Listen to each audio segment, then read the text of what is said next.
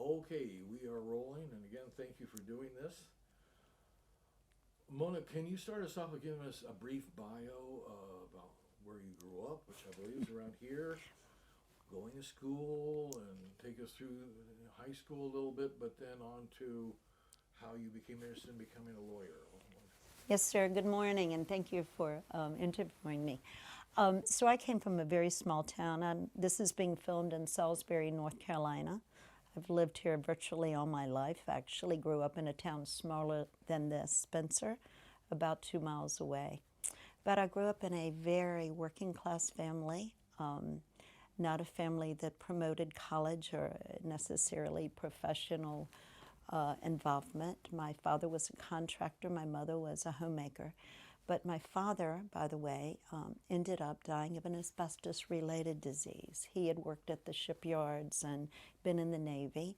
And so early on, I went to veterans hospitals with him as a child, and I became very interested in medicine and law for whatever reason. And I was president of my high school student body. Back in the early years when that was unusual, I got a scholarship. I graduated from UNC in 3 years, not 4. So I describe myself as very studious, maybe to the point of a little nerdy. And I wanted to go to Georgetown School of International Law.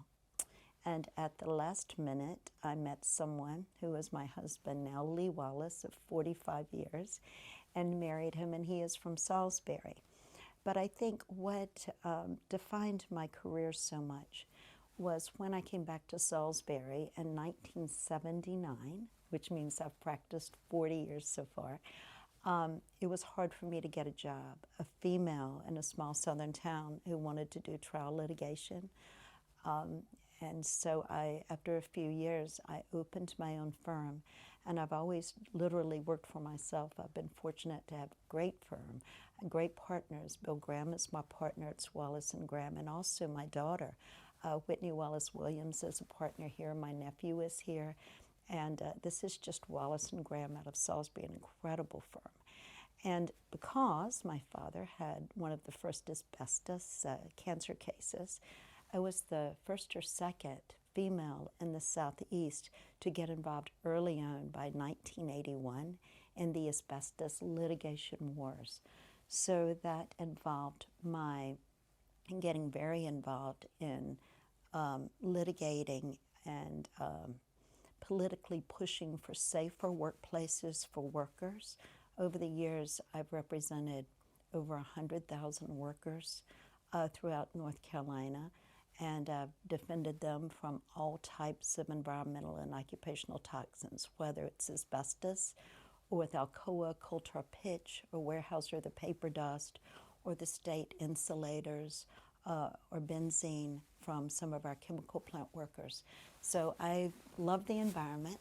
I love the early detection of disease and cancer, and in the process of all that, our firm became very involved in personal injury and class actions, and most of all, in environmental litigation.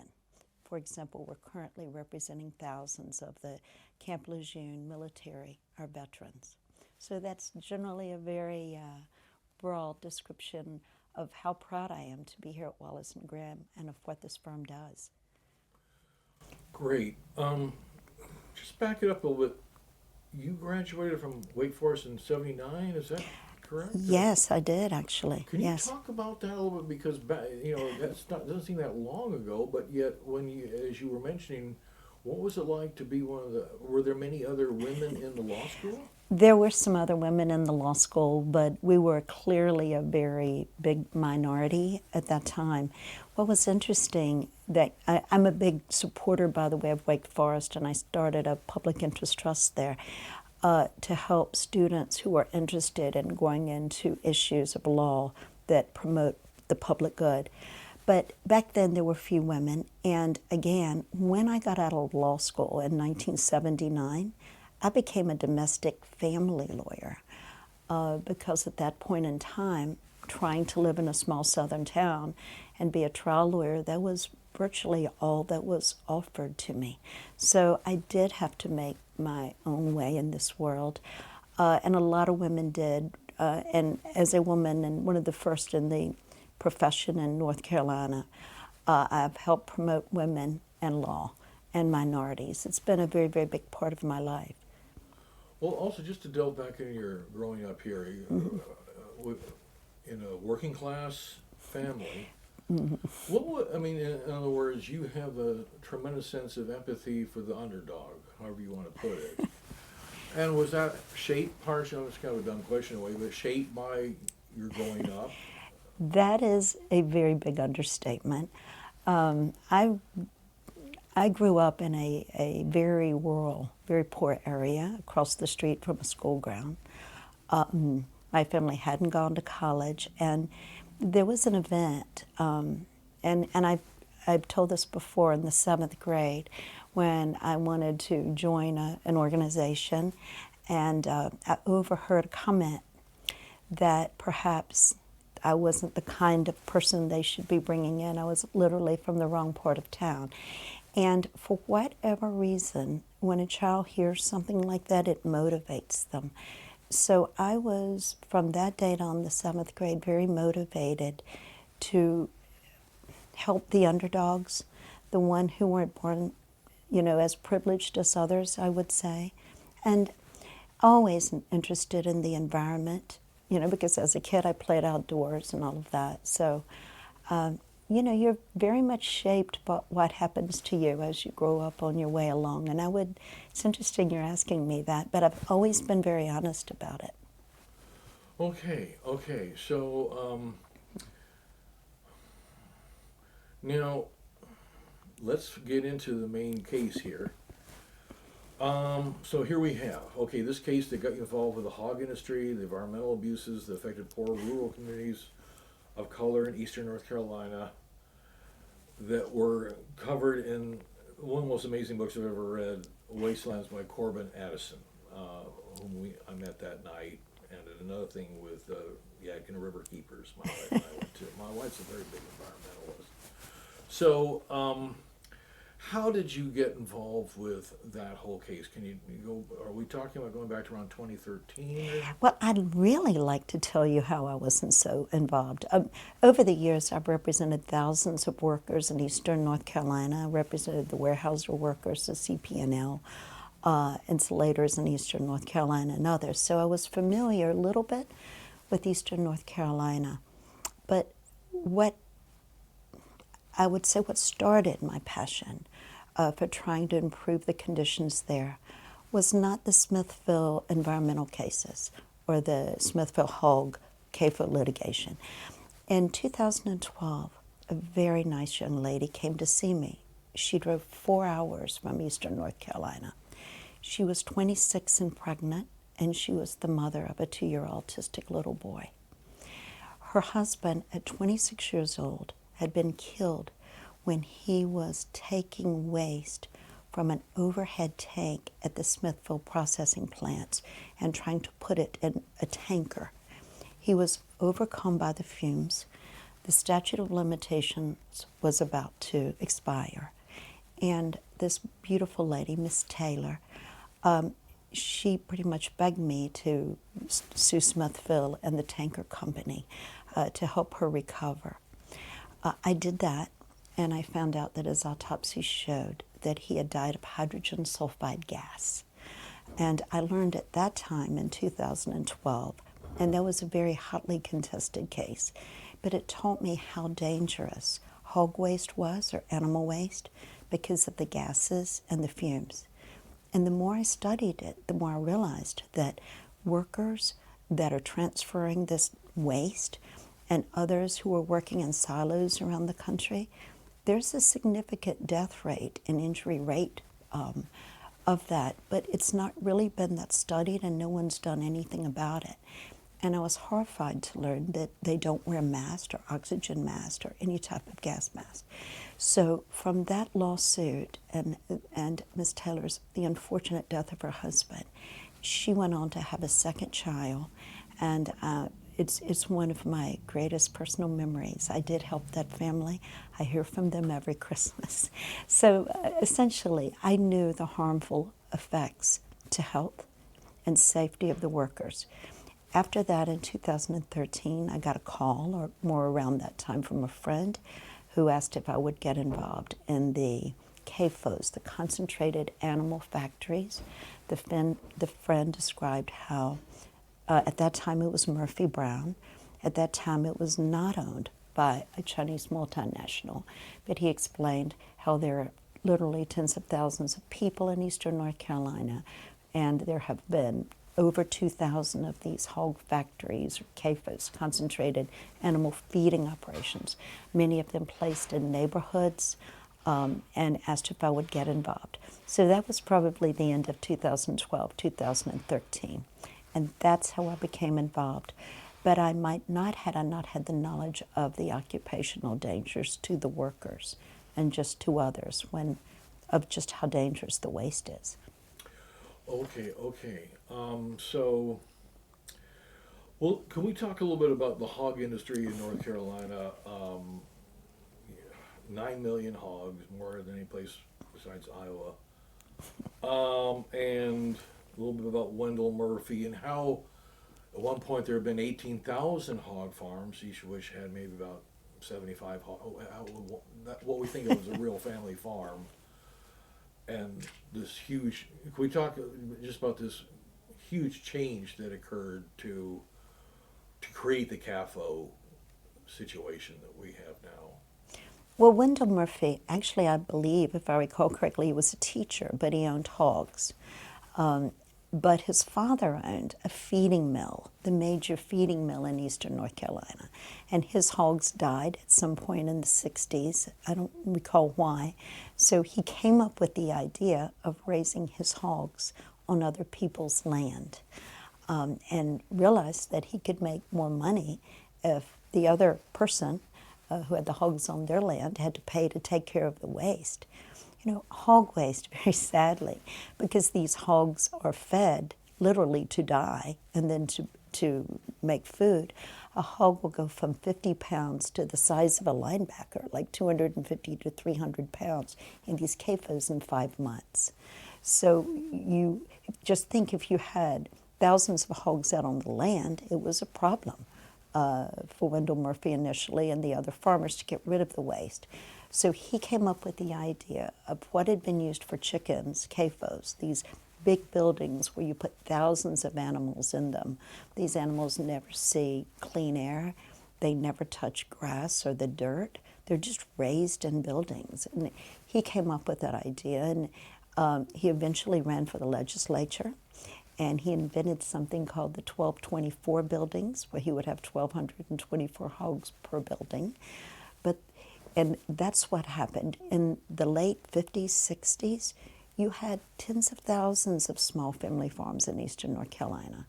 And especially with the minorities, the people of color, they would have 5 hogs, 15 hogs, 20 hogs. You know, it was not uncommon to have 4 homes in a row where the family would have their hogs. You know, it's eastern North Carolina. Generally, it's a poorer part of the state. They enjoyed more than anything the time outside, and usually the families lived close to each other, as honestly my family and I do today. So these big feeding operations would go into these communities, and the farmers, they would be responsible for the waste, and the waste would be massive. And it really, as you watch it over time, the thousands became less and less and less and less, to where today, and in the last decade, there have been just very few real family farms. It's all become commercialized. And the reason only a few big companies own all these hogs, it's the Prestiges, it's the Murphy Brown that sold out to Smithville. They've even, one or more of them have even bought out others that were competitors. The reason is you have to have the processing plants to succeed. And Smithville, actually Joe Luter, he controlled ultimately the processing plant. So eventually, in 2000, Wendell Murphy had to sell out to Joe Luter. So Wendell Murphy had them until 2000. In 2000, Wendell Murphy sold out to Joe Luter because Joe Luter controlled the processing plants. At that point in time, North Carolina Smithville became the largest producer of hogs in this country, in the whole country. It was a massive operation. And then in 2013, 3 months after we brought our lawsuit, and let me tell you a little bit about that. We sued for 26 communities, 26 individual lawsuits for different communities, almost all minorities, people of color. 3 months after our lawsuits were brought in federal court, a Chinese big conglomerate, supported in part by some of the Chinese banks, purchased Smithville. And at that point in time, 2013, that sale of Smithville by Joe Luter and his group to the Chinese multinational conglomerate became the largest purchase of an American company by China, or by China multinational. Unbelievable. So we go from these thousands of family farms to these, as I understand it, at this point, Smithfield has about 2,100 CAFOs, and there are other people, still Prestige or whoever else. So, in other words, you have just thousands of these farms producing astonishing, or CAFOs, don't call it a farm, really. So in terms of the waste aspect, talk about that. What do they do with all these trillions of gallons of excrement? You know, with our waste, with human waste, there are all kinds of very strict regulations and treatment procedures and processes. You know, you can live next door to a human waste facility in North Carolina and never smell it. But with CAFOs and the hogs in eastern North Carolina, the way they dispose of the waste is they have all of the hogs in the buildings, and as you can imagine, as the hogs grow, the hogs become very tightly standing, you know, thousands of them in the building right up against each other. And their feces and urine, when they defecate, it goes through wooden slats where they're standing, and it goes through a pipe underneath the building. And then, virtually, it's called a cesspool. They call them a lagoon. We refer to them as pits or cesspools. They dig a massive, massive hole in the earth that can hold millions of gallons of waste, feces and urine, and this underground pipe simply deposits it, this waste, into the open air cesspool or pit. And it's evaporating into the air. And remember, these facilities, many of them, certainly not all of them, are around communities, built in or near communities, primarily of color. Often you'll have the family church or the community church in the same area. And so what happens is the part that remains in these lagoons as it continues daily to get more and more feces, they have massive sprayers, and it's sprayed in the air. They contend that it's sprayed on crops and it's part of a vegetation process, but we contested that in our trials. We had 5 federal trials back to back. And when you spray waste in the air with big, massive sprayers, you can imagine how it travels through the air. And here, especially in eastern North Carolina, you have the sandy soils, you have the floodplains. So our lawsuit was about how this process of the lagoon and spray system, the lagoon, you know, the open area, you know, that holds this waste, and then the spray, the lagoon and spray. Our whole trials, 5 federal trials back to back, were about how this unreasonably interferes with the neighbors, with the people's use of their home and ability to enjoy their land, to come outside and have cookouts, to peacefully get in and out of their car without smelling it or getting on its clothes, to have church activities outside and the like. So it was a case of private nuisance. The world's oldest tort, dating back to the 16th or 17th century. And that's what the case was about. Well, so nuisance. Reading the book about this guy in England in 1600 who didn't like the fact that he had pigs right next door. Kind of amazing it was the same story years later. Well, so, okay, so now Elsie, what's her last name? So there were so many heroes that Yes. helped us for decades. I mean, the people in eastern North Carolina, where these farms were put, not farms, where these CAFOs were put, and I never would refer to them as a farm. I would refer to them as an animal factories were put in the neighborhoods.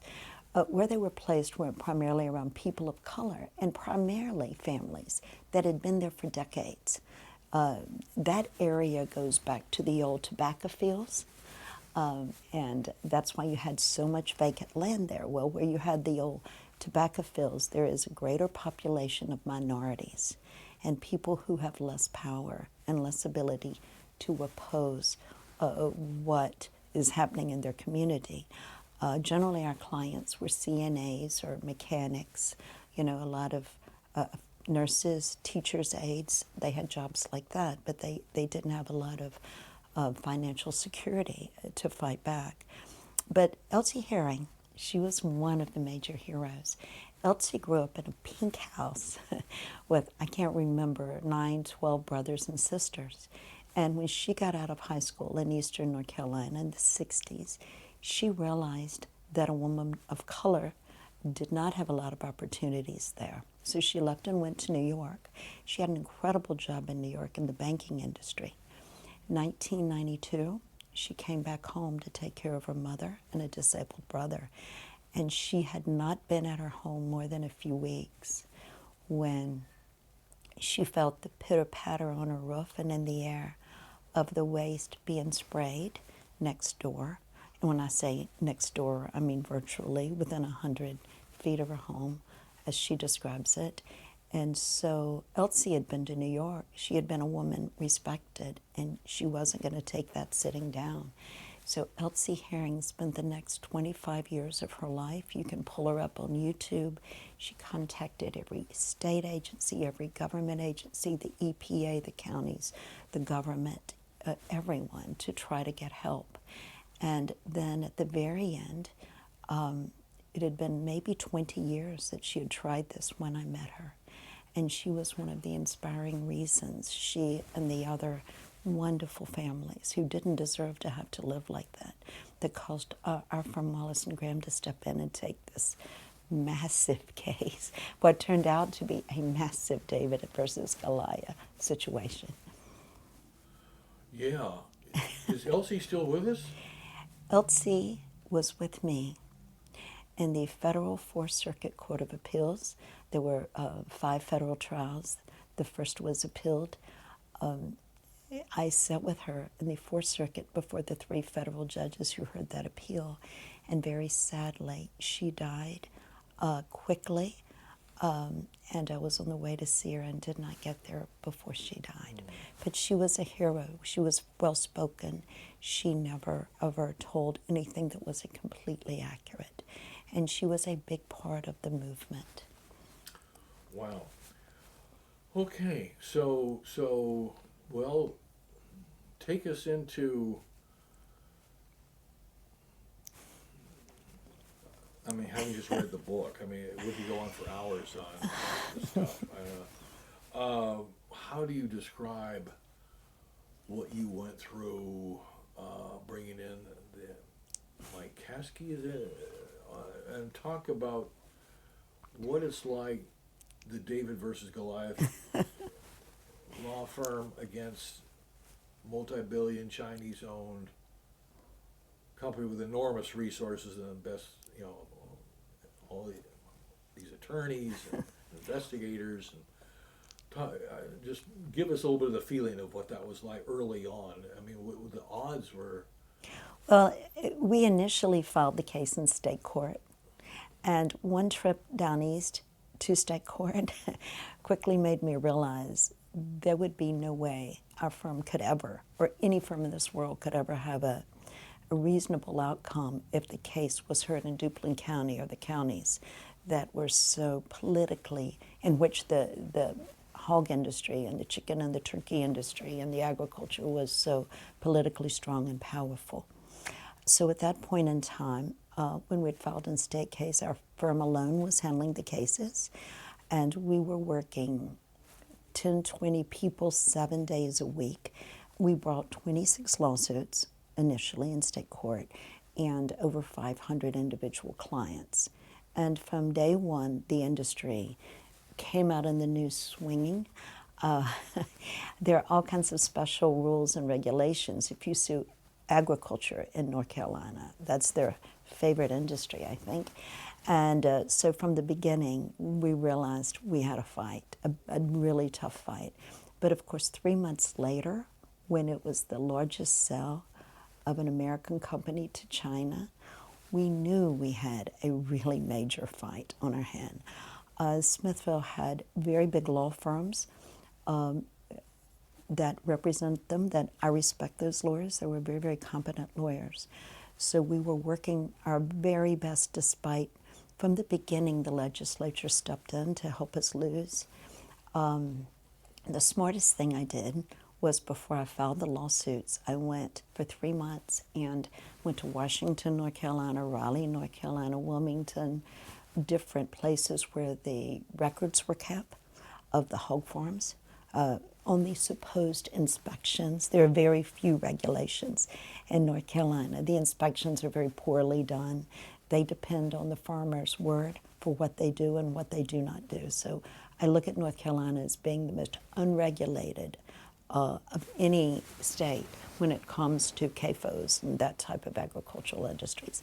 But anyway, thank goodness that I initially was smart enough to get the documents, because immediately it became illegal for people to acquire hog farm operations. There was some new legislation. Then, of course, we wanted to have a, what do you call them? They go up in the air, I don't know. You see them in the air all the time, and I cannot believe I don't remember the other. We wanted to put them on our clients' properties. You mean drones? Drones. And go, well, then there became regulations on drones. Then there became a new law on coming to the industry, meaning if people moved away and came back, that law became stricter. But then it became the biggest anti-gag law in the country, I think, so that individuals who worked in the facilities or others, it became a misdemeanor if they shared certain information or took cameras into. So it was like that pretty much from the beginning. So our firm was involved on our own for several years, and as we got near and near to the possibility of trial, I have a friend, a very powerful friend named Lisa Blue. She's an attorney, but she's also a psychologist and does jury selection around the country. I contacted Lisa and said I needed someone to help me with the jury. And oh, by the way, I'm running a big office here with a number of lawyers, and I have a lot of other cases. If you could recommend a trial lawyer to come in and help us with these cases, I would be grateful. And that's when she recommended Mike Keskey, spelled Keskey. And he is a sole practitioner from Dallas, and he is just an incredible trial lawyer. And we were very fortunate to have him be working with our firm and being the trial lawyer with me in all of these trials. He was an incredible lawyer. Interesting thing, this was the only case he took. He had not practiced for a few years. He was questionable at first about these cases and whether a jury would ever be able to put a value on smelling waste and odor on your homes. And then we did several mock trials, and the truth is his heart is good, as is Lisa's, and they became passionate, like our firm already was, about the clients and the environments. And that is literally the very small team that went against so many lawyers and other trial teams for years, 3 years in court. Wow. David versus Goliath on steroids. It really was, because there were so many political campaigns going that the industry had put in place. In addition to fighting the legislation, the industry put money in, and the chamber, I believe, and others, for groups that would promote family farmers. But I want to make something perfectly clear. In our federal cases, we never sued any farmers. In fact, we were sympathetic from day one to the farmers. The farmers have no control. They have to follow the contracts, and they're dictated to. They don't own the hogs. They don't own the feeds. They don't decide which hogs come to them and are taken away from them or when.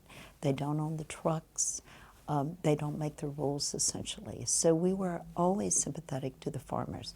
But unfortunately, the industry tried to make it appear that we were opposed to family farmers, something that could not have been, it was not true at all, essentially. Yeah, they had amazingly aggressive PR campaigns and rallies and bringing people, busing people in, and then whipping up a huge amount of hate. I want to go back a little bit about from the book, going to the hog farms themselves. I know that Smithfield had to open some of them up, and then they had this scientist who was trying to harass. I mean, and the level of the dead carcass. I mean, it's the shocking aspect of course, they're hidden. It's hard to see those hog farms if you're driving out, like I did many times making that wild caught. I knew you could smell it sometimes through Aber. What was that like in those early days? Like when you bring in people to try to photograph, like the trucks at night or the dead carcass. What they call them, the dead trucks. So, what you're talking about. So, a big part of the trial was it's not just the hogs are in these buildings, thousands of them, and the hogs die at a very significant rate in these buildings because of the gases and the fumes. Think about that. You know, you can see them take the curtains down, and we literally had photographs of the gases coming out of the buildings into the neighborhood. But you have these hogs, the hogs are dying.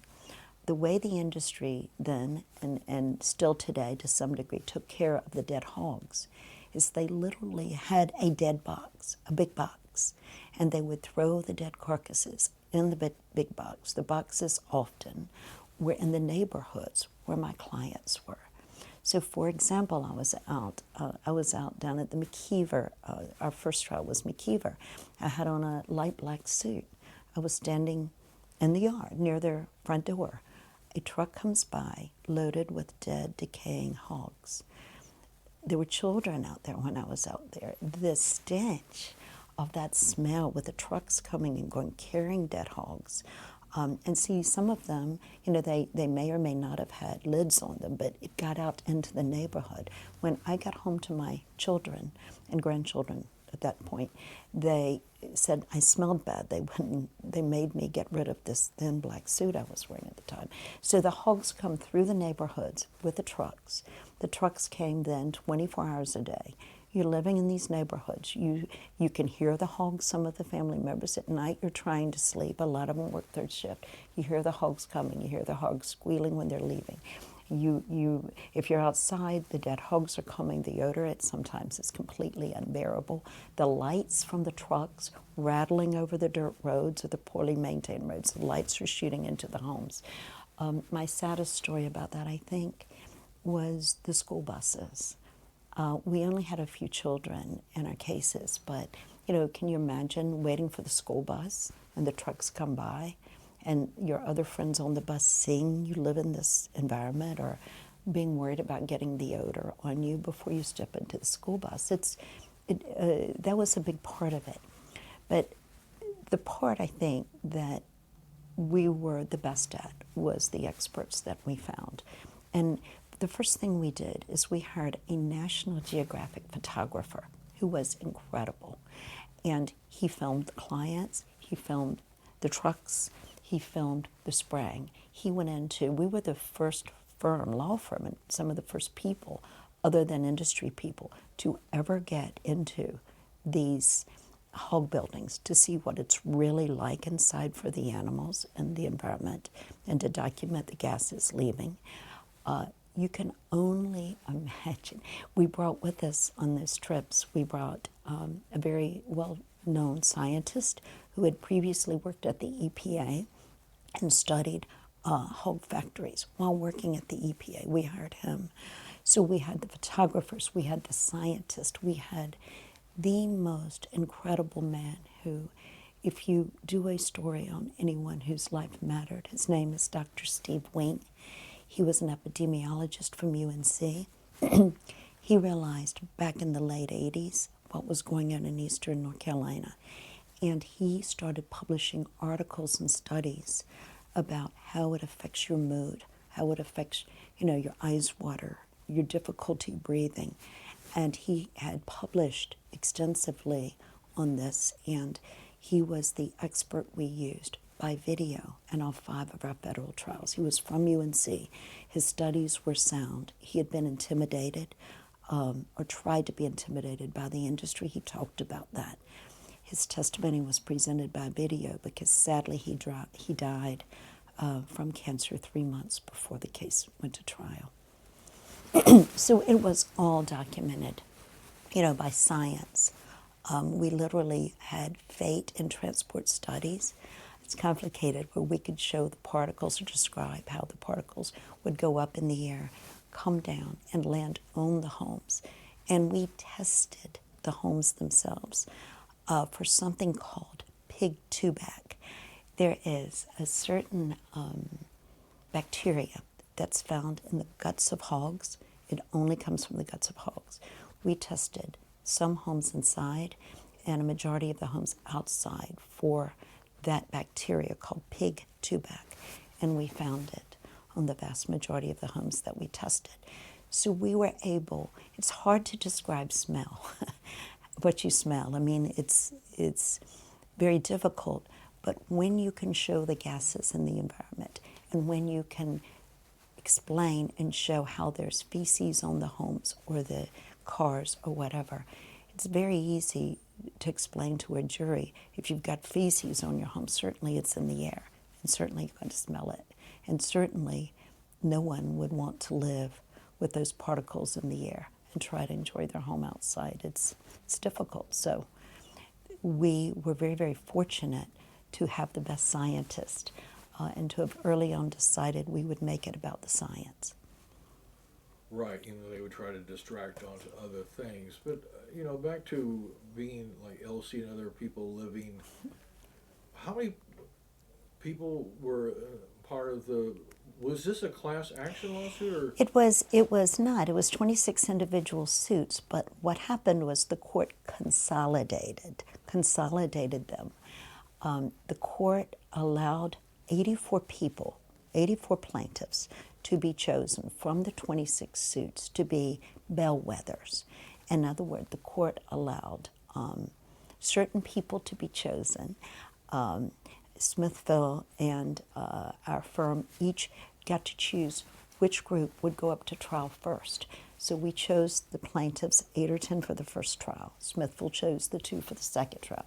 We chose them for the third. Smithville chose what individuals out of the 84 whose testimony had been taken and who we had agreed upon, the bellwether groups, and then we chose the 5th group. So there were 5 federal trials. I cannot tell you how hard they were. We did over 100 depositions where I had to leave my family and move to Wilmington temporarily. The trials lasted almost a year. We rented apartments in Raleigh, and literally all of us, Mike Heskey, and all the lawyers here, not all, but most of the lawyers here, our staff, for 1 year. We lived in Raleigh. The year before that, we did over 100 depositions in Wilmington. Smithville was allowed to take the testimony of the clients, all 84 of them. And sometimes those depositions of the clients would last 6 hours, 8 hours, 5 hours. It was the most tedious case our firm ever had. And why it was so difficult is that it was while all these things are going on, as you mentioned earlier, there's rallies at the courthouse, there's rallies in the fairgrounds, there's all these hundreds of people showing up in the legislature. When the clients would get back from testifying, there were signs up about if you don't like bacon, move, family farmers. And they were in our clients' neighborhoods. Our clients, a lot of them were very intimidated, and all kinds of efforts were made to intimidate the lawyers you can imagine. Hassan, do you think that sound out there is going to get picked up? I don't think so. Okay. But they just take a. I just wonder if we can get whoever's talking out there to, Go tell them I said not to, will you? because it, Just say no talking out here.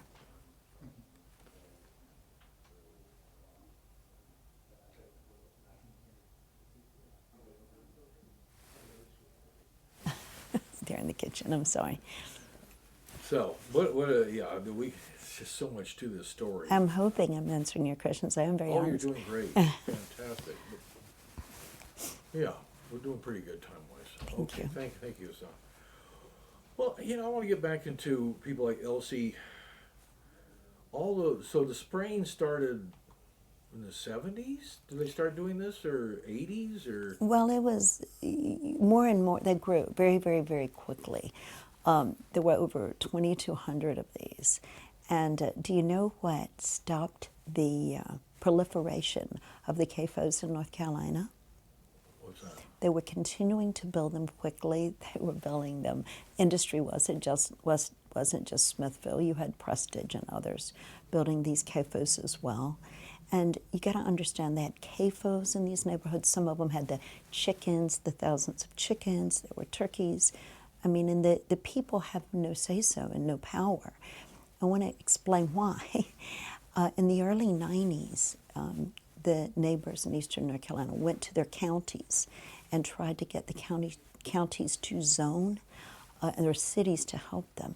And the industry fought that, and the appellate courts ruled in favor of the industry and would not allow the counties to have any say-so on the regulation of where the CAFOs were. So again, that was political. And the gentleman who started this, he was in the legislature himself, and favorable laws were passed for the industry. So it was very, very hard to fight the industry all of those years. They were the powerhouse. So. Well, they're still the powerhouse. They're I want still to the powerhouse. make sure you understand that. Well, you took some good shots at them. But what happened in 1997? In 1997, for the first time, after decades of environmentalists and neighbors and even politicians, after they had tried to do something about this, in 1997, you've heard, of course, of Pinehurst, our very famous golf course that we're very, very proud of, that has homes of people who are affluent around it. Well, the industry, I don't remember if it was Smithville or Prestige or which one, was decided to build a CAFO in that county. I believe it was Moore County. Well, of course, immediately, the representatives of Moore County and all of the primarily white legislative groups, they stepped in to say, absolutely not. You're not going to build CAFOs near one of our most prominent areas recognized for tourists and others. So a moratorium was put on in 1997. And of course, that hog factory or building was never built near Pinehurst or Southern Pines. But the problem was the legislature stopped them from building more, but they grandfathered in the 2,200 or so that were still there. And those are the ones that have just continued to cause the same problems to the neighbors and to the environment because they're still using the lagoon and spray system. Well, for the African American communities who were living around those hog farms, I mean, literally, there was one story in the book where, with Elsie, that the farmer's son came over and before, and Cindy Watson was this Republican state, she's in the legislature, and she had she thought it was wrong what was going on and tried to do something about it, but how quickly the racist stuff started coming out about N-word and all that kind of stuff. Well, there were many leaders, true good people down in Eastern North Carolina who tried to help. Senator Morgan, our famous Senator Morgan, after he was our U.S. Senator, he became our Attorney General. And before I brought this lawsuit, I went and met with him personally because he had been the only one before our firm who had ever attempted to take on a case over the CAFO under the theory of nuisance.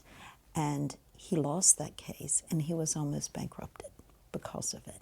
But as an Attorney General, he had made efforts to try to improve it, but the industry was so powerful. Cindy Watson is one of those heroes. She was a Republican. Her family lives in Eastern North Carolina. She tried to help everyone come to an understanding of cover the lagoons, do something to help your neighbors. You know, you should be able to live together and appreciate and respect each other as neighbors, not to have these trucks coming and going all the hours of the night or the spray in the air. And so what the industry did was she submitted bills, and they attacked her at one point. She actually went to the legislature and said, I have had a threat on my life, told the entire legislature in an open hearing, if something happens to me, I want this known. And she was voted out after the industry spent a great amount of money running someone who was pro-industry against her. And that was the story we had. I honestly didn't know the extent of the power or the commitment to keep that lagoon spray system in use when I took these cases on. I didn't realize it would be these campaigns, and it would involve, and I certainly didn't realize the lobbying power of agriculture on our legislature. So it was, you know, our firm has handled major litigation, national class actions, you know, mass actions, all types of cases. But never have I seen a case where the outcome could have gone anyway 20 different times because of the power of others, not because of what was going on in the courthouse. And so, doing a case like this one, the firm has to take on all the millions. Cost were millions of dollars. We fortunately had Mike Keskey working with us at Lisa Blue, but we spent millions of dollars. And, you know, immediately before we were about to start our trials, the legislature had a new bill. And it was the bill that the lobbying for the agricultural industry had sponsored.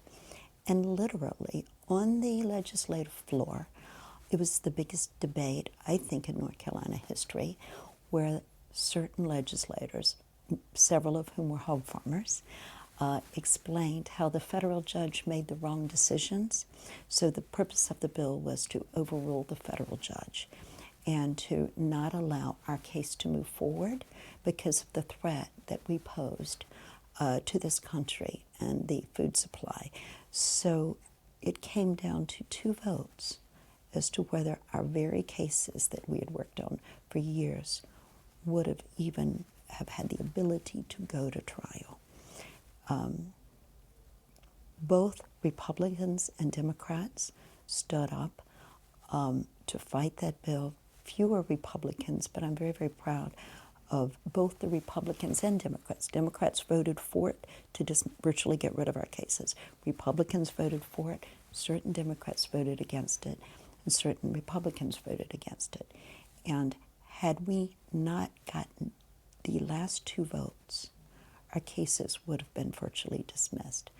What is so sad is that the legislature did pass a bill that virtually, in all practical respects, precludes anyone from ever suing under the claim of nuisance again to allow the eastern North Carolina neighbors to recover for the loss of the use and enjoyment of their property. The legislature significantly limited their future remedies. But they allowed the cases that are already. They did, and I don't think they foresaw just how the juries would respond to the evidence that we put on at the trials. There were 5 federal trials. Our firm and Mike Keskey won all 5 federal trials, 60 unanimous jurors, and the trials were, when I say against all odds, with what was going on extraneously outside the courthouse. You just cannot imagine how difficult it was. And don't forget, we lived away from our families almost 2 years, and we're spending millions of dollars. Unbelievable. And so out of those 5 trials, as I understand it, $473 million altogether in settlement? No, absolutely not true. The first trial, the jury came in for this was a group of individuals where they had, the farmer, I was very sympathetic to him. He didn't want to put the building, the hog farm, at the end of a road where people lived. He didn't want to do it. The industry insisted that he put it there. He testified, and that's what he testified to. He also testified that he made very little money. He felt badly about what had happened. But that trial, the verdict was $50 million. Then Smithville chose 2 individuals for the second trial, husband and wife. We won that trial, and that husband and wife, the verdict was $25 million, again, with the jury unanimously agreeing that it was an unreasonable interference with that couple's use and enjoyment of their property. The third trial, we may have had 8 or 10 individuals again, and that third verdict was $473.5 million. The fourth and fifth trials, we won them as well, but the verdicts were less. They brought in new defense lawyers. We had different judges at times throughout the process. There is a cap, a maximum amount of money that you can get in North Carolina. North Carolina is very conservative for lawyers. You know, I'm hoping people watch this. Just because you read what a jury amount is, that certainly doesn't mean that the people get that amount. So the verdicts were reduced. Smithville, after the 5th federal trial, appealed the case to the higher appellate court of 3 federal judges. And it was after the decision of the 3 judges in the federal appellate court that Smithville announced a settlement, the terms of which are confidential. I see. Okay, so for people like Elsie and the plaintiffs, they get.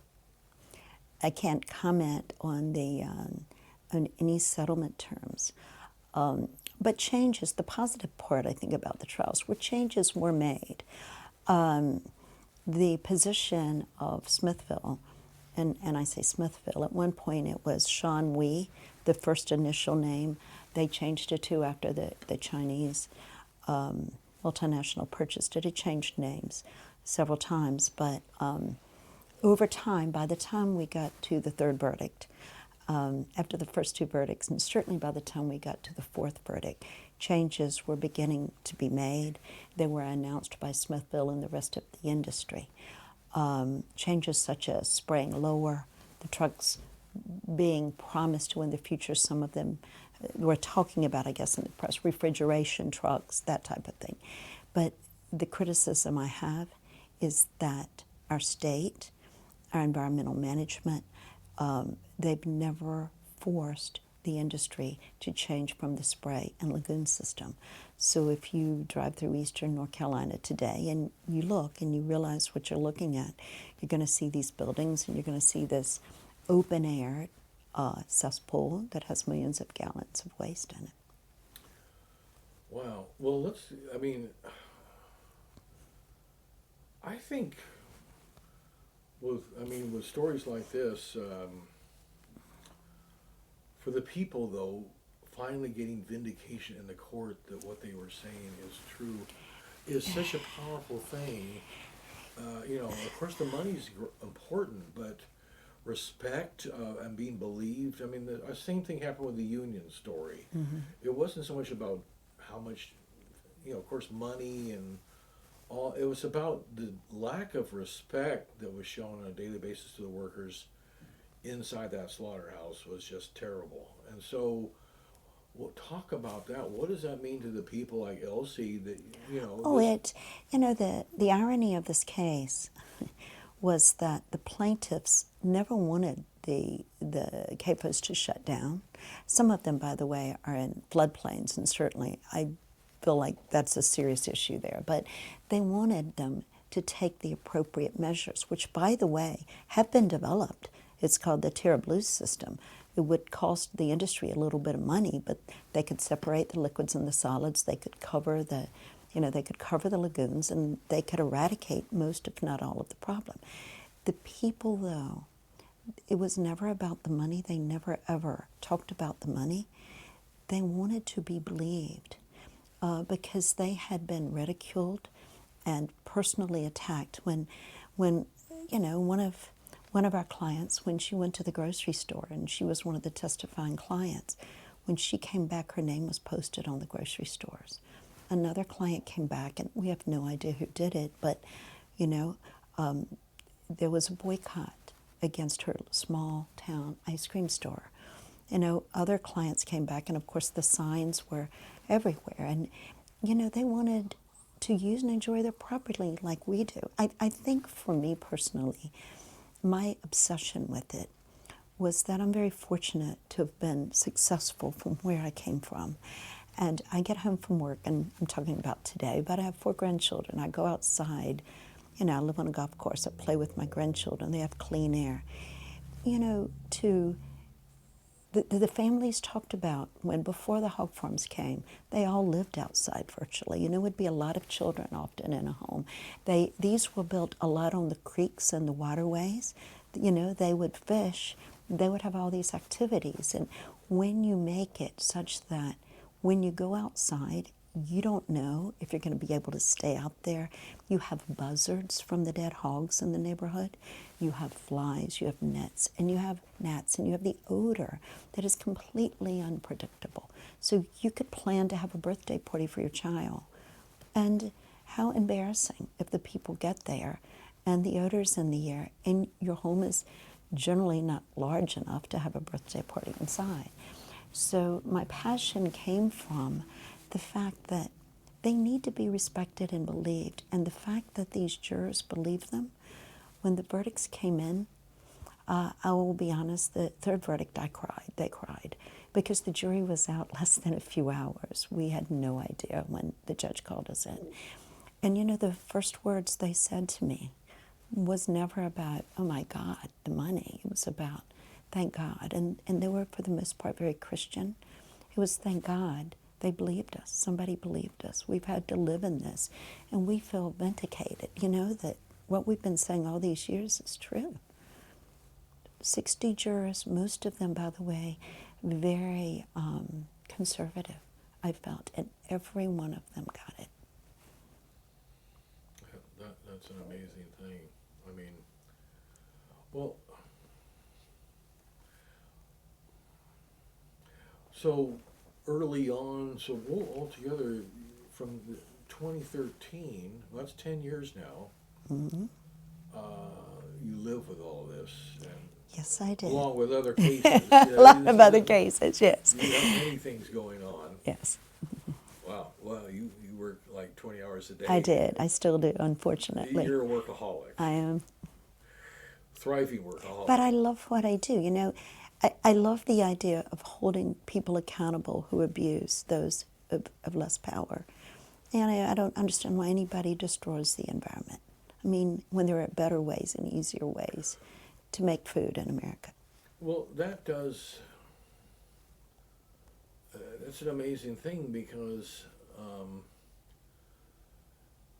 what with NC State doing all this research about how to come up with ways to deal with the hog waste, and and yet they demanded that they be not neutral, no cost to, like, even though they made, as you pointed out, $3 billion in profit, so they could easily, but they, you know, just like how short, how unsustainable that. You're polluting water where you live. That's crazy. I mean, it's understand. It seemed like part of the deal was that Smithfield doesn't want anybody to tell them what to do. Period. Whether it doesn't even matter for the self-destructive quality to it. You know, especially as we only have this earth, right, to live on. And that's pretty mind-boggling. And yet these talk about. I mean, the violations in terms of leakages from these lagoons and. Or the Fisteria thing. I remember that when that whole thing came out about, you know, when they go in the rivers, the new, you know. You know what? Environmental groups had tried, and great lawyers before me had tried to go against the industry. And I am a very big supporter of river keepers, water keepers, CLC, the different environmental groups. First problem is that our state, they cut the budget significantly. They don't have enough people to inspect them. They have no rules or regulations to enforce when you allow someone to write down whatever they want to say. It's, you know, we, in our third trial, by the way, the person who was over the records, he pled the fifth. If that says anything to you, the state doesn't have a plane. I'm very grateful to the river keepers and water keepers, particularly Larry Baldwin and Rick Dove.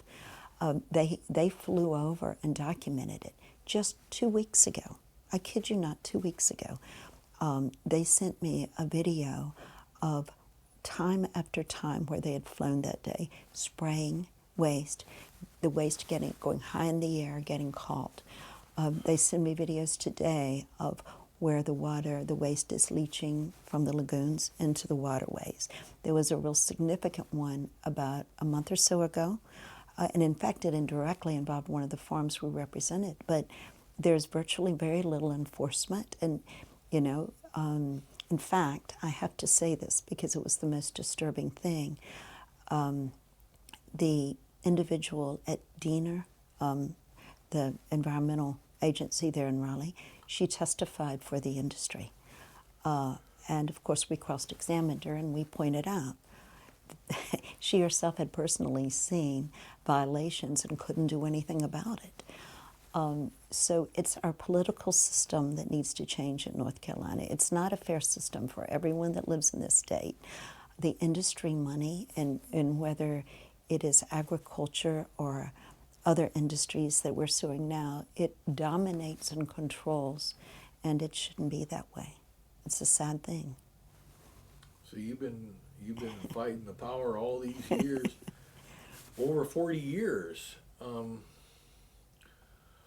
Well, in the cross-examination of some of the CEO, the top people from Smithfield, which are vividly portrayed in the book there, I mean, I'm just curious about, as you encountered this ability to, which is an amazing ability for people who are making incredible amounts of money. I mean, some of the top, Larry Pope and some of these people who are making, you know, $20 million a year, and yet sleeping at night. That's always amazing to me. How and lying their heads off, doing these amazing evasions in courtroom. And what is that? When you come with confronting people like that, what are some of your feelings about that? Well, I came away from these trials with a belief that everything that I'm on a board called Public Justice. I've been on it for 30 years. I was president of Public Interest Lawyers in America. Keeping the courthouse doors open and allowing jurors, people, to decide if it's right or wrong. To me, your greatest right in this world, this country anyway, is the right to trial by jury. Because go back and take Elsie Herring. The counties couldn't do anything. The state couldn't do anything. The EPA, the federal groups, they looked at it, they didn't do anything. Only these juries held Smithville accountable. And so I came out believing more than ever in the power of the court system and the need for the court system and the separation of powers. Because I saw that the only way to hold them accountable was to put the case before a jury. And very sadly, when our firm did that with Mike Keskey, they changed the law to not allow it to happen again. And certainly, I would be an embarrassed legislature if I voted for the bill that precluded future actions for those that are continuing today to be, deprived of the use and enjoyment of their property. Yeah, so it's still going on, but Well, I will say that the ones that we took to trial, Smithville made the decision. We didn't ask them to, but Smithville made the decision to close those CAFOs. So those were closed. So for the ones who went to trial, they no longer live around hog factories in their neighborhoods. But, I have not kept up with what's going on as to how many others, if any, have been closed and what that situation is. right. So, in terms of we have a couple of things going. We have kind of class issues of money, if it's next to a golf course, this ain't going to happen. Because I believe that was one of the few hog farms that had to do all these things to clean his act up, which they could have done to all of the hogs. No, there was never, the one at Pinehurst was never built. Okay. There was one, and I studied it extensively, that was built next to a brand new school. And the governor was called, and the teachers revolted, as did the parents. They wrote the governor. At the time it was Governor Easley, if I recall. And that farm is the only one I ever recall the state really requiring, if I recall correctly, and I'm not certain, but they did odor test at that farm. It was a lot of more regulations there because someone had gone straight to the governor and it became such a public issue. But, I hate to say this, generally the families there that were complaining were also white. There were less minorities of color, even when those changes were made. So in our trials, I want to make it perfectly clear to you, the word race was never mentioned. I felt, it's obvious to me, it's a racial injustice, it's an environmental injustice. But we never mentioned race. No one ever mentioned race. But it was fairly obvious when you walked into the courtroom and you could see who was sitting on either side of the courtroom. And one more thing, can you imagine how brave our clients were, most of them who had never been in a courtroom, to leave Eastern North Carolina in their homes and go to Raleigh, where the press and the news was outside and TV cameras, and sit there in those courthouses for days. It was. I'm very, very proud of them. They're very brave to have had the courage to do that, to stand up. Well, yeah. Besides the fact that they're back in these communities, like you say, that you go to the grocery store and they're being looked at, or there was a lot of intimidation going on that kind of takes you back to. I grew up in California. One of my first ideas of the South was that movie In the Heat of the Night. Remember? I totally remember. I've watched it a lot of times. Great movie. Love it. But that was my vision. And here I am in North Carolina. And I love it here. I'm very proud to be here. There's wonderful things about the state, but, how easily the racist aspects, along with money, just the not being poor and black, and how as the hysteria that was being propagated with the Duplin newspaper, that one legislator who was rabid about going on about out-of-state lawyers and that whole deal. It's just like that was an irony. There were two things that bothered me. We never sued the growers or the farmers in the federal trial. Smithville claimed that we should have. They were a necessary party. And even one of the issues on appeal, Smithville contended that it should be the farmers. They should have been a necessary party to the litigation. So not only did we not sue them, we defended and fought against their being brought in. We were opposed to that because we felt like it was the corporate, company that controlled what happened. And then, I'm sorry, the other issue just raised, and I'm sorry, I just forgot what it was when you said it, but it was politically, the messages were being controlled that were untrue virtually to the people. Right, and then all the Pork Council, the Family Farm, all these kind of organizations that they kind of created this myth of the family farm that we cling on to. I remember as a school kid going to the family farm. Oh, here there's 10 cows and there's chickens, just like it should be in the storybook. But well, when you were in the courtroom and you saw the photographs that our National Geographic photographer took regarding the hogs covered in feces and tightly in the pens in some cases, I think you got a very realistic view of what occurred, at least in the ones based on the pictures for each one that was shown.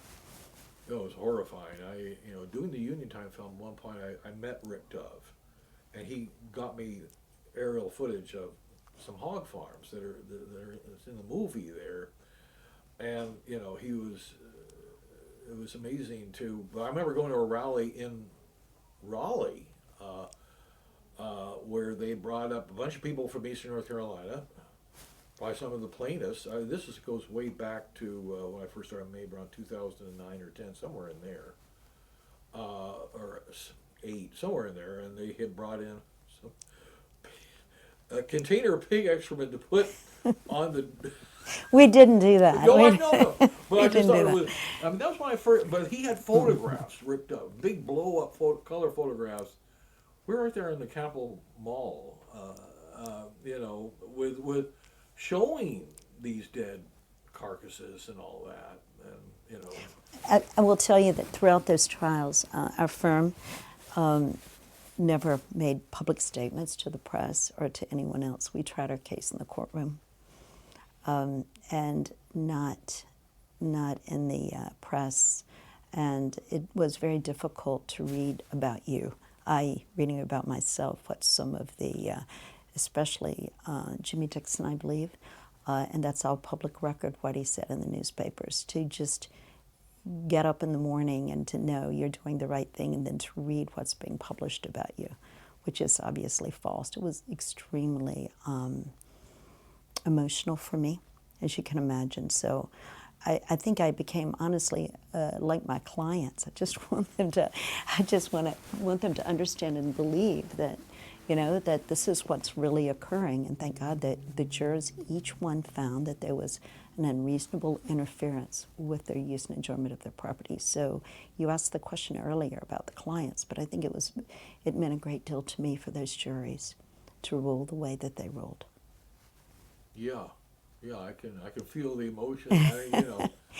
Was this one of the most important case in your career, or up there with the other ones? I read about you did a lot with asbestosis, and so you've been fighting for people for decades now. This was the most public case. I've had a lot of public cases. Our firm has never talked to the press. And that's what's surprising. You didn't ask, but it was after I left the 4th trial that I agreed to speak to a writer who had reached out earlier, essentially. And it wasn't Corbin Addison, it was a friend of his. But that's when, uncharacteristically of our firm, I felt that story should be told, and it should be truthfully told. And what I'm saying today, of course, a lot of it is my opinion, but, I think I met Corbin Addison, and he sat in on the 5th trial, and he wrote the book.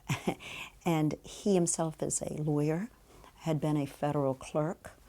I think the book's incredible. And I think it's truthful, and I certainly think it portrays both the positive things about North Carolina. You know, Smithville and the industry, there are a lot of positive things that need to be said about them.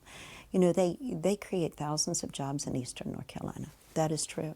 They give money back in eastern North Carolina and around the country. That is all true. They give a lot of money, by the way, to NC State. You mentioned state, and you know, in the past they've been generous with contributions to others. But you know, my criticism is that you could make the same bacon in a more environmentally sustainable and better way. And you know, my personal opinion is they continue to have the spray and lagoon system because it's cheaper. And that's my opinion, and honestly that's what we argued indirectly, I mean, to the juries, because we talked about how much money the executive made and how much money they had to fix the problem. You know, now they're doing methane recapment, you know, and so changes are being made, but I think it's still open as to whether that will be a good thing or bad thing for the farmers themselves or the people in the neighborhoods. Yeah, well, I mean, those are all excellent points. Story. Yeah, I'd like to get into some of the other heroes here. Okay, so yeah, well, let's talk about Don Webb and Well, there's two hog farmers who I'd like to talk about. So Don Webb was actually one of the plaintiffs, and he was white. Don Webb and his wife, they lived down in Scantonville, something, I'm sorry, I can't think of the name, but Don Webb was a school teacher, and he decided to grow hogs for Wendell Murphy. He knew Wendell very well, and he built his buildings, and he put in those hogs that Smithville owned, and he went to the grocery store one day. Again, he was a sixth grade teacher during the day, and he had the hog farms as a second occupation for extra money. And he met his neighbors there, and they complained to him about the odor. And this is all, everything virtually I'm saying is public under YouTube or whatever. He went to Wendell Murphy personally and he complained. And he tried to do things to get the odor from coming out of the feces that was in the lagoon, you know, like putting baking soda or different things in it. And he realized it was the process. The fact that you dig a hole in the ground that's often not lined, sometimes in a flood field and put millions of gallons of waste in it. So he confronted Wendell Murphy, and that, according to him, the response was, that's the smell of money. So my friend Don Webb, who died right after the third verdict, who was with me in that trial sitting in the back of the courtroom, and was so grateful to those jurors. He shut down his hog farm, and he started an active group opposing the lagoon and spray system, and he was very active. And so he had been a hog farmer. He knew there were better ways, and it wasn't acceptable. But I think the primary witness we've had, and the primary hero out of this case, was a gentleman called Tom Butler. Tom Butler is still alive, and he is still a hog farmer in eastern North Carolina. He grows for not Murphy Brown, but Prestige. And he had the same problem as a hog farmer. He was a man of great conscience. He had his neighbors coming to him complaining. So Tom Butler did something about it. He got grants, he put in his money, and he covered his lagoons. And he took every step necessary to eradicate the odors, the buzzards, the flies, and his neighbors were very happy. So then he became an outspoken advocate in favor of getting rid of the lagoon and spray systems. And he encouraged the industry, both Smithville, Prestige, and the others, to implement these reasonable procedures, the tier blue system or whatever, to improve North Carolina and to help the people that lived in these areas. And surprisingly, earlier, and I asked him to testify, and he was very hesitant. A year or so later, I happened to meet him when we were both attending a Duke Environmental Summit at Duke University. And a lot of the academics talking about the harms of this waste spoke, and he agreed to testify. He testified as the last witness in all 5 trials. He was never paid a dime, of course. He paid his own way. And he told the jurors about the complaints of his neighbors and how, with him getting the grants and other things, that he had been able to improve the living conditions for everyone, including the hogs. You know, it helped the hogs, the animals themselves. So I think his testimony shows that, you know, the farmers, you know, I understand they're being reluctant. They're under contract. You know, they've invested greatly in these buildings. If you don't use them for hogs, what else would they ever be used for? But I think the responsibility belongs to the corporations that, as you mentioned, make the millions or billions of dollars. They're the ones that should step up and do it. And they should do that, in my opinion, whether the state or the federal government makes them do it. But obviously, to date, you know, some changes have been made, but certainly not enough. And again, it's my personal opinion. Yeah, no, I totally agree. Let's go back a few things about to the security. Talk about the Duplin Airport with all these. Well, the first time the flying in, it's quite. I guess they actually can accommodate business jets, or that's a scene out of a movie. These guys that are hanging around watching who's coming in. Talk about that a little bit. Well, it's kind of embarrassing, but Eastern North Carolina is dominated by the industry. I mean, I've flown into the Wallace Airport, and if I recall correctly, Smithville's there and has, you know, you walk in and Smithville's got an exhibition there. And the same can be said for a lot of the other small airports there. But Yeah, I think I can hear that. Yeah, we gotta. you may go get them, or you can go do it. Just go yell at them. I'm really surprised. Who in the hell is talking that loud? That's terrible. Who is it? I don't know.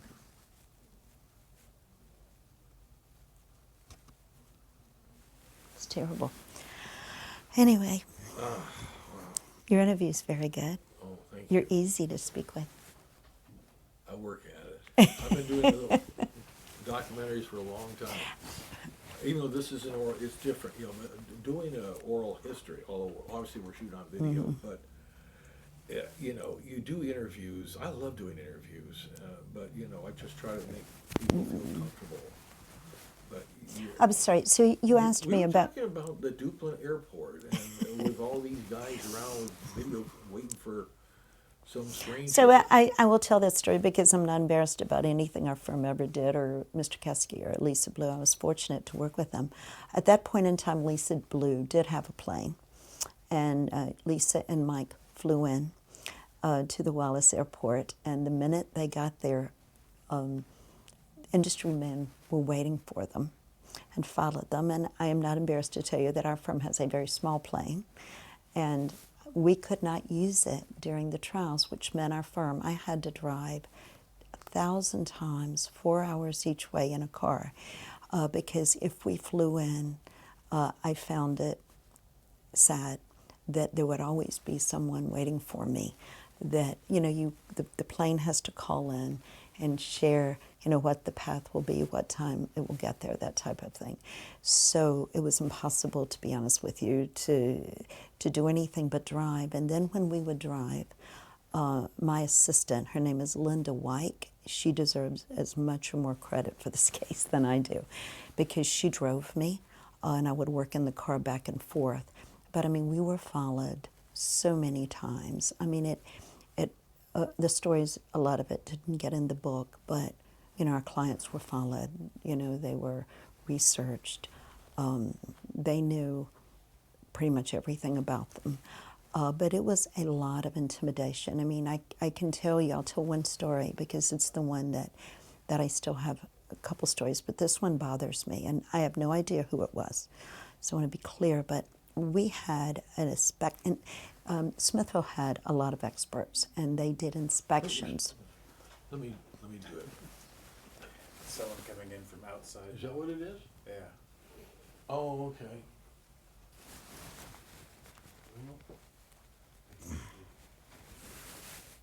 Is that someone from outside?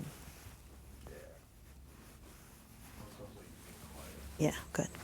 Okay. I'll go back to right where I was now. So our time frame, 20 of 12. Okay. Okay. Okay. Let me finish.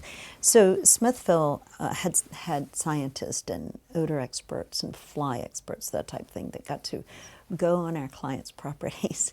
One particular time, I was going to the beach afterwards, so I was alone, which was unusual, and I went to the inspection.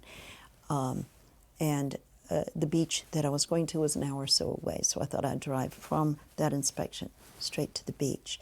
The industry growers and employees, a lot of them drove white trucks. You would see white trucks down there a lot.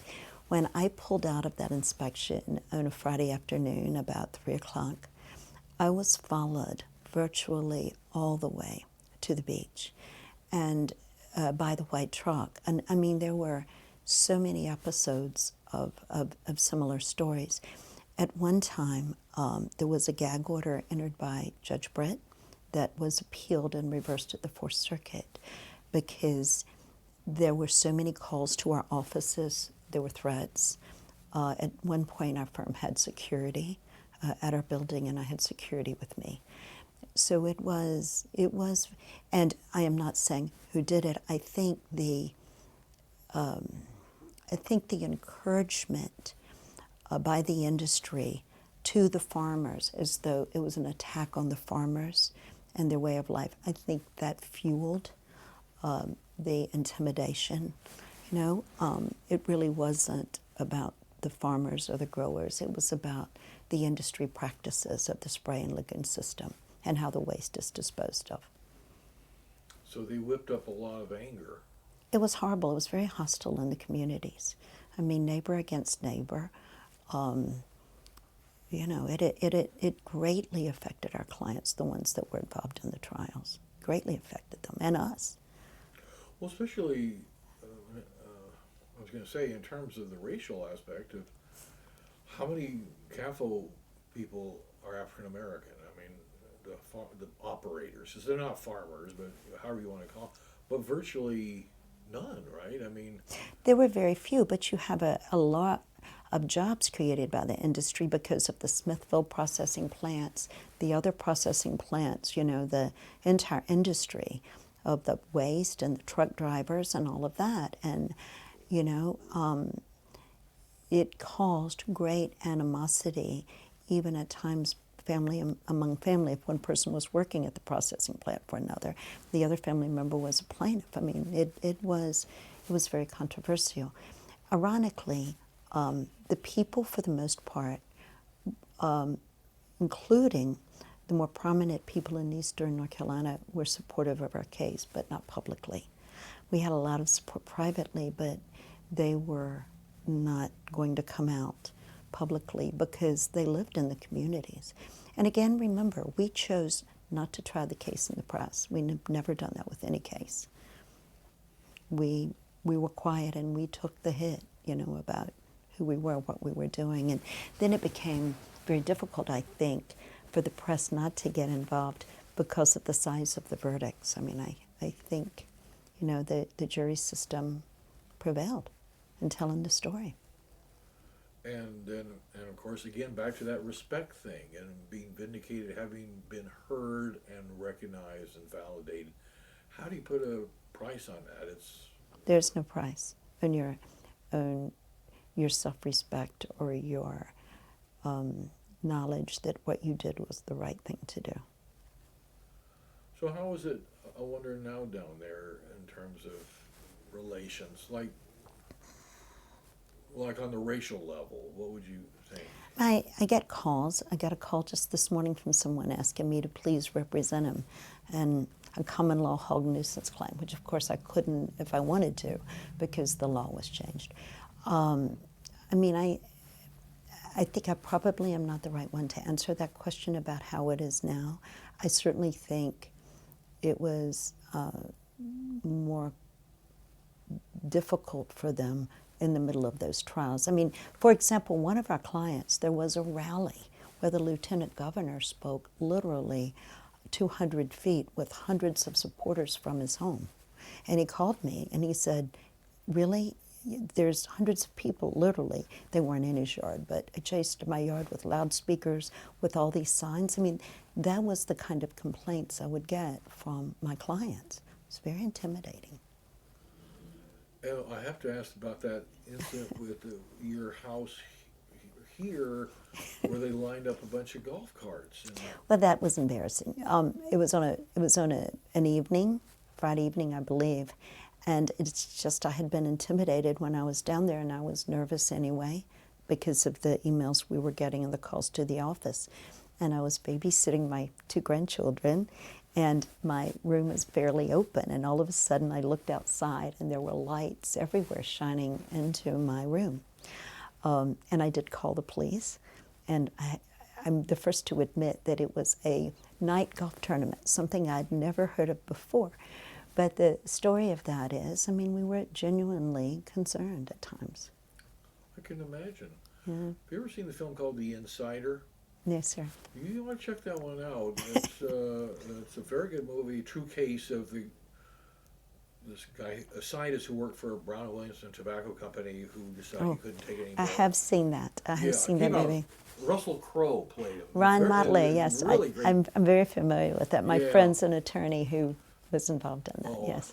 Yes, I'm sorry. Yeah, it's just amazing that, but there's similarities. They put but there was he went to do a putting range at night, and this guy shows up and he's giving him the eye and clear into putting a bullet in the mailbox and that. So living with that all these years, I'm sure that's over with now. It is. So that's a so some semblance of peace is returned, and so in terms of, sounds like you became like a family, not only with your defense team but with the plaintiffs, and talk about that a little bit. I had great respect for the firms, the law firms from North Carolina that were involved in these cases, and for the attorney that tried the third case. The out-of-state firms that were brought in, which I found to be ironic. We had one out-of-state lawyer, literally, Mike Heskey, with me, and all of the press, all these out-of-state lawyers. Well, I can assure you that Smithville had far more out-of-state lawyers and big firms. Throughout this entire process, we had one single practitioner who didn't even have an office, seriously. And of course, Lisa helped with the jury selection, but all of that was, the whole public relations was just blown to get the sympathy of the farmers, because it's certainly harder to try a case if people believe you're going against the farmers, and we certainly weren't. But the way it appeared by the press articles, especially in eastern North Carolina, and the TV ads where the pretty pig had no waist on it and he was like a cute pet, it was just not the way we found it to be when we were in the hog buildings doing the inspections, as you might imagine. Our scientists actually went out on the lagoons in a small boat and took samples of the pathogens and the feces and all of that. It was a very scientific case, ironically. And then to have the posthumous testimony by Dr. Wing. Yes. Talk about that a little bit. I mean, to speak from that, talk about drama.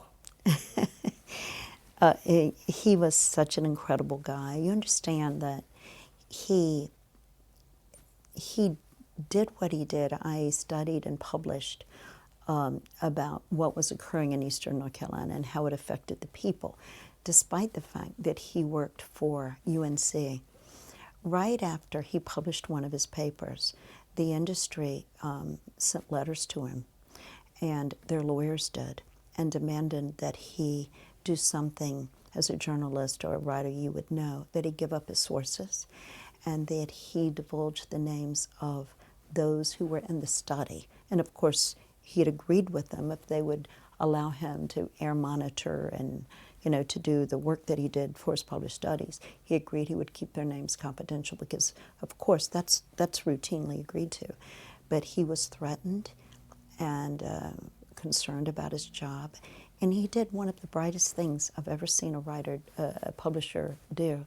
He published an article about the intimidation, which I found, and he testified a little bit about that, not a lot.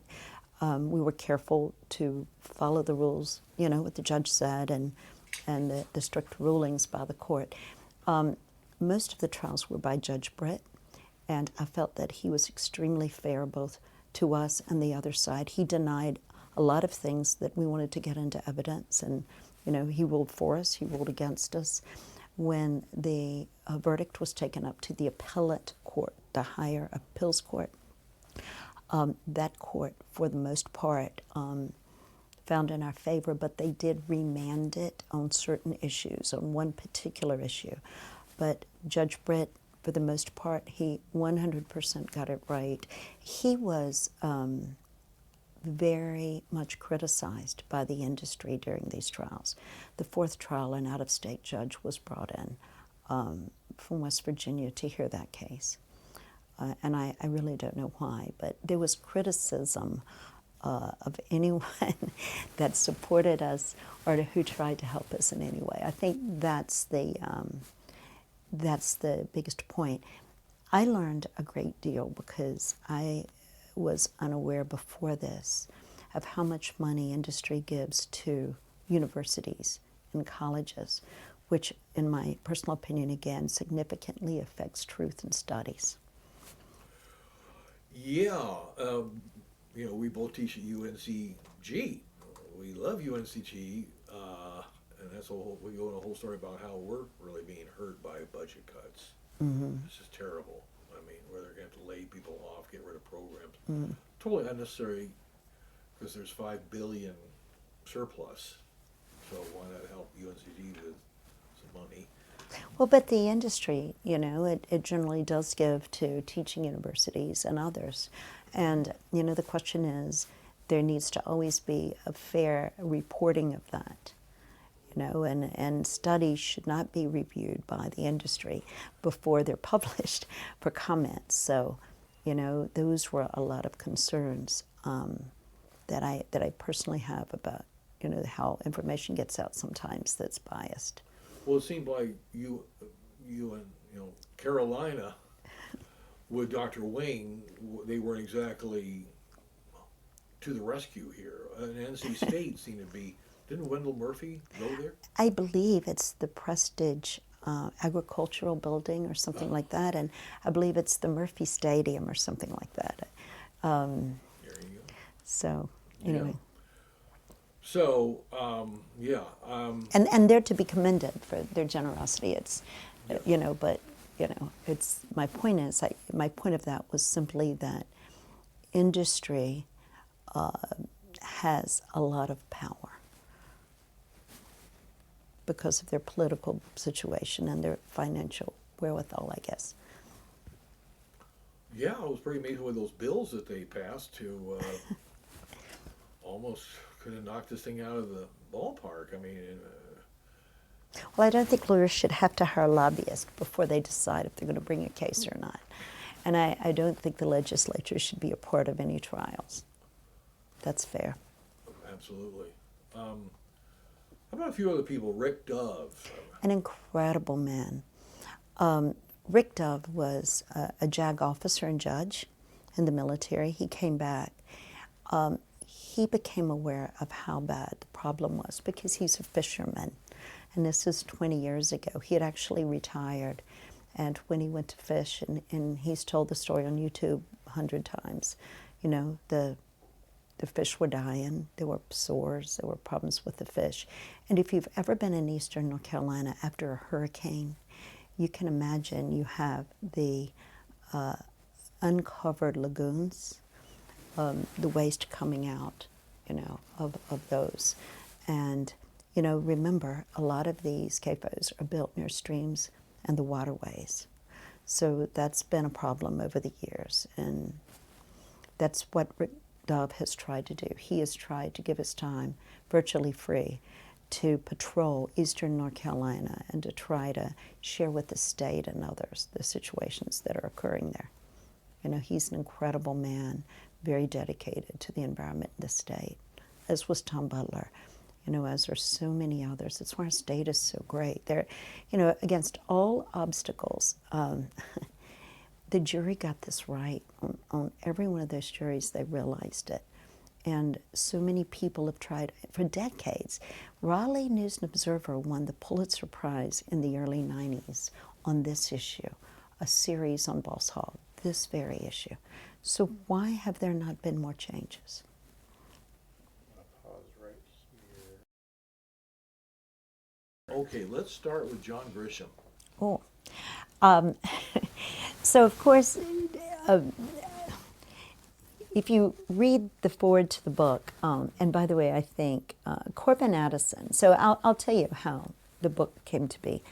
I really had nothing to do with it. I came back from the fourth trial, and I'm close friends with the Stanbacks in Salisbury, and John Hart, the writer, is from Salisbury, and his mother was one of my closest friends, so she knew I was doing this litigation, and she was concerned about me, and she'd mentioned it to John.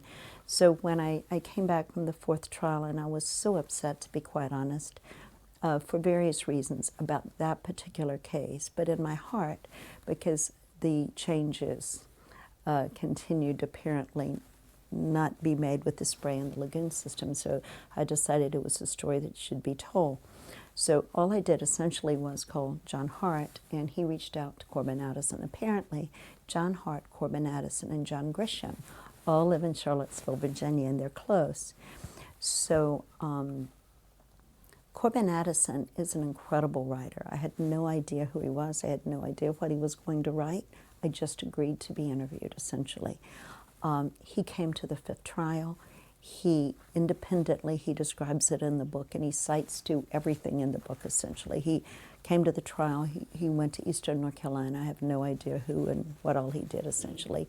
But he wrote the book. Apparently, he showed it to John Grisham, and John Grisham did the foreword. When the book came out, John Grisham invited me to dinner and had a big book signing in Raleigh where the clients were. So you can imagine how exciting that event was. So John Grisham does literally write in the foreword, it's the story of David versus Goliath. And unlike a civil action, which if you keep up, it's one of the best books ever written, how this time David won.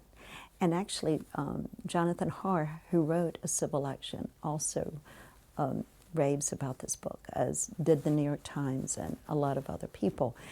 But the thing I found so interesting in the John Hart thing is that he put in his foreword that this is a book he wished he had written. And thinking through now and looking back on the fact that Corbin Addison did write it, it saddens me to think that great authors never write true stories. First, they're concerned about the liability part of it, and secondly, just think of the research that goes into stories like this. Like the stories you do, what you do, and you tell true stories. I am so proud of what you do. That's why, I've been involved indirectly with the Smithville Union because I represented processing plant workers. I have been in all kinds of cases where unions have not always been my friend. I completely understand it. But you don't make money to tell the truth. And that's why I'm so proud of what you've done. And that's why I'm hopeful, not that it's about me, but that more writers, if I could say anything to this country, I would encourage truth, that writers tell the real stories. And how do you tell the readers to buy something about cases that are true? They're generally not as interesting. You know what I'm saying is, as fiction, because you can make it so exciting. In this case, though, I think the book is so good because it's the largest verdict in the history. It involves the worst social and racial injustice, the issues that are facing America now, the disparity in power, the environmental challenges that we face. To me, this book addresses virtually all of them. And so that's why I'm very proud of what Corbin has done and supportive of it. But thank you for what you're doing. And I am just hopeful, that more writers, it's challenging for writers to write true stories for so many reasons. And then they have to fear the lawyers as well. So, Right. I understand that. Okay, well, true stories, absolutely. Well, I deeply honored by what you say. And those films are all true stories over there. And I'm Every looking single forward one to. of them. I'm looking forward to Well, watching don't need them. to watch them all tonight. Well, let's talk about this Tony Malone Award. And you've received, you mentioned a couple minutes of what, National Trial Lawyer Awards. Can you talk about that a little bit? Well, so honestly, I belong to Public Justice. It's a public interest group, and they choose for the country who's the trial lawyer of the year. And for Smithville, this case, our firm did win National Trial Lawyer of the Year, along with Mike Keskey. And earlier, I had done a case involving mandatory arbitration clauses in tribal law that involved the state of Florida. I'd won it for that. So our firm, even though we're a small firm, we take on very important issues that other people generally do not take on, and we've been very fortunate nationally to be recognized as the firm where if it's a case most likely no one else wants, if it moves our heart, we try to take it. The only good thing I say, I guess, about my success is that it allows us to take on issues that others might not be able to financially afford. The cases we're involved in right now, I'm very proud of them. I'm very opposed to private equity ownership or the corporate practice of medicine. Our firm is currently, and again, I don't talk about cases, but our firm is currently the firm that's involved in the antitrust case for the buyout of Mission Hospital for the 14 counties by HCA, alleging that the prices of care goes up, the quality of care goes down. We're involved in that. The private equity ownership of nursing homes, when you have so many loans, on the buildings that the decisions are being made by the financial returns as opposed to patient care. That's a case we're heavily involved in right now because no one else would want to take that on. And then the case that I'm working on daily right now because of our background in cancer are the Camp Lejeune water contamination cases. And that is I haven't filed a suit yet on that, I'm about to, but that is a complete travesty of what happened to our veterans and our military, especially in North Carolina, where we're so heavily military driven here in eastern North Carolina. Right. Sneed's Ferry, the fishing town's right across the river from there, and shrimpers pulling in. Though I've been on those shrimp boats or we're on that river, and it's just shocking that the Marine Corps would do that to their own people. Is over these years. Of course, I guess it's also amazing that knowing they could have done a lot better, that they keep spraying for 20 years, still spraying when there's better ways to do it. But anyway, well, those are some of the current cases. Yes, sir. Is there anything else you want to add?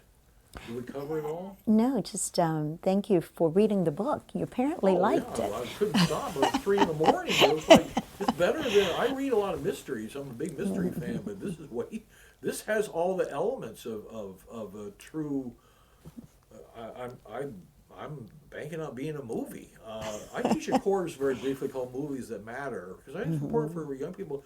We show movies like Selma or Erin Brockovich, Norma Ray, all these great movies. And for a while they're making more movies. Like Dark Waters is a very good movie. about pollution. Good old DuPont company, another. So, I have a final question for you. How do you keep your faith in this whole thing? Because you're a fighter. You fight for people, and there are not a lot of people that are willing. It's as you have talked about, whether you're worried literally your own security or not seeing your family for the 2 years of try. I mean, where does your faith? This is part of a spiritual question. God, but I ask this question for everybody who's on that, and you will be there, unsung heroes. I'll write a bio and all that. I'll send it to you before I put it, just if you have any input. But then, we have to do the process. But how about that faith question? It's ironic that I am much older than you realize I am, and my husband's older than I am, and I'm extremely happy with two amazing children. One's a lawyer here, the other is an environmental sustainability financial advisor. So very fortunate, 4 grandchildren. And every day my husband encourages me to slow down. And I think I will. And then, over the last 30 years, for example, I've represented so many people with cancer who had staggering medical bills that people are working in North Carolina 2 days a week to pay for their insurance. I see it, I hear it every day. The industry is making more and more money, the private equity ownership and investors and the big, massive corporations. And when I see cases like that, I just am moved, and so moved, because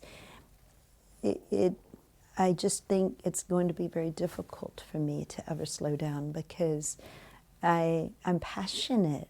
I'm so passionate of the cases that we take against all odds. If the Smithville case may have been the biggest risk, because so many times we could have come out of that with nothing after spending, oh my God, 7 days a week, 12 hours a day, literally, and as you said, the emotional distress of dealing with the attacks. It's very difficult to be a lawyer. I wish the public, the American public, would understand and appreciate more lawyers who take on public issues, because there's, like any profession, there's negatives and positives. You hear good and you hear bad. But so many great lawyers are out there, far better than I am, who put their money and their time into trying to take cases that matter, like the ones you just mentioned. I'm friends with Erin, by the way. But, and I'm friends with the firms that she does work with. And I just hope, that's why I think I was encouraging you, and thank you for writing true stories. Because the lawyers can take on the cases, but if the public never really realizes the obstacles, and that's why they just see, well, that's some big verdict, that lawyer made a lot of money. And particularly for our firm, that's not what it's about. It isn't really not what it's about for the vast majority of the other lawyers who give up their time and take on cases other people don't. So that's my opinion. And yes, you'll probably see me working forever. I'm sorry, to my dear husband and my family. I love it so much. Well, that's wonderful. Well, on that note, thank you so much for this. It's been an incredible experience to be here. Thank you. Thank you so much. I'm very proud of you, too, for what you do. Thank you. And I want to thank Hassan for being such a wonderful colleague. Thank you. Very nice. Okay. All right.